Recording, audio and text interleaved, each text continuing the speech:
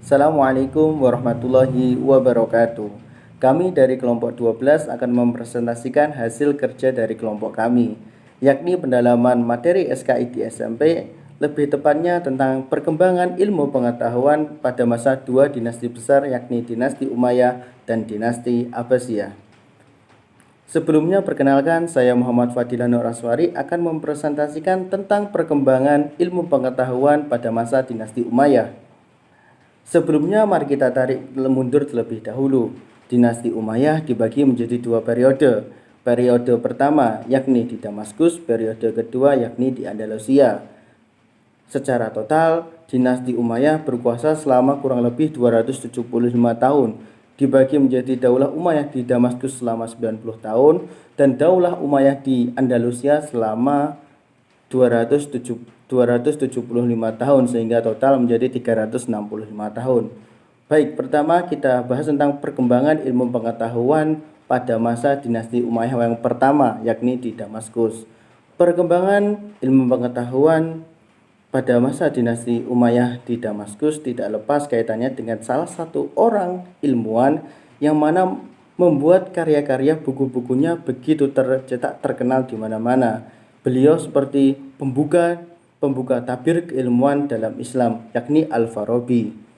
Kemudian tidak lupa dalam ilmu bahasa kita juga kenal dengan Sibawaihi yang memiliki karya yakni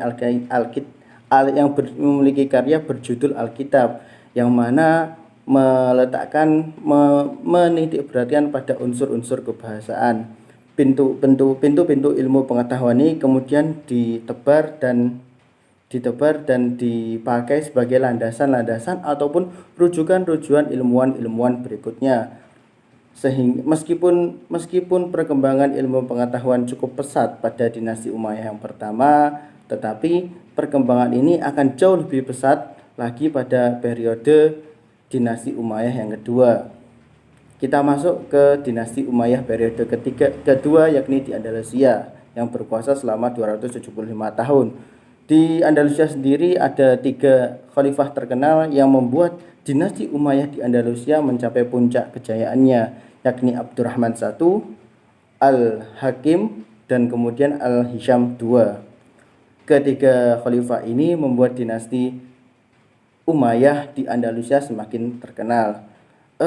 Kalau boleh saya memberikan sedikit informasi, dua daulah ini memiliki corak yang begitu khas, yang mana Daulah Umayyah di Damaskus perkembangan ilmu pengetahuan lebih pesat dari beberapa sektor yang lain, meskipun industri kemiliteran merupakan ciri khas dari dinasti Umayyah sendiri. Setelah kemiliteran ada bagian pengetahuan.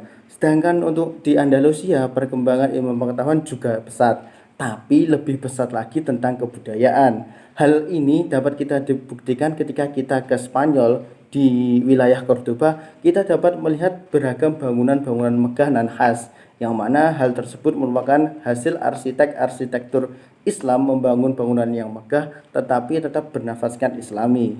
Untuk itu perkembangan ilmu kebudayaan lebih pesat pada masa Daulah Umayyah II di Andalusia.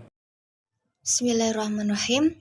Perkenalkan, nama saya Nadima Sofia Maulida akan melanjutkan penjelasan mengenai perkembangan ilmu pengetahuan pada masa Bani Abbasiyah. Daulah Abbasiyah merupakan kelanjutan dari pemerintahan Daulah Umayyah yang telah hancur di Damaskus. Kemajuan dan perkembangan pada periode Bani Abbasiyah dipengaruhi oleh dua faktor, yaitu faktor internal dari ajaran agama Islam dan faktor eksternal proses sejarah umat Islam dalam kehidupannya. Perkembangan ilmu pengetahuan pada masa Bani Abbasiyah pada masa Daulah Abbasiyah adalah masa keemasan bagi umat Islam atau yang sering disebut dengan istilah The Golden Age. Pusat peradaban Islam pada masa Daulah Abbasiyah adalah di kota Baghdad dan kota Samarra. Kemajuan yang dicapai tidak hanya mencakup kepentingan sosial saja, tetapi juga aspek peradaban dalam semua aspek kehidupan, seperti administrasi pemerintahan dengan biru-birunya, sistem organisasi militer, administrasi wilayah pemerintahan, pertanian, perdagangan, dan industri. Islamisasi pemerintahan, kajian dalam bidang kedokteran, astronomi, matematika, geografi, histografi, filsafat Islam, teknologi hukum atau fikih, dan etika Islam, sastra, seni, dan penerjemahan, serta pendidikan.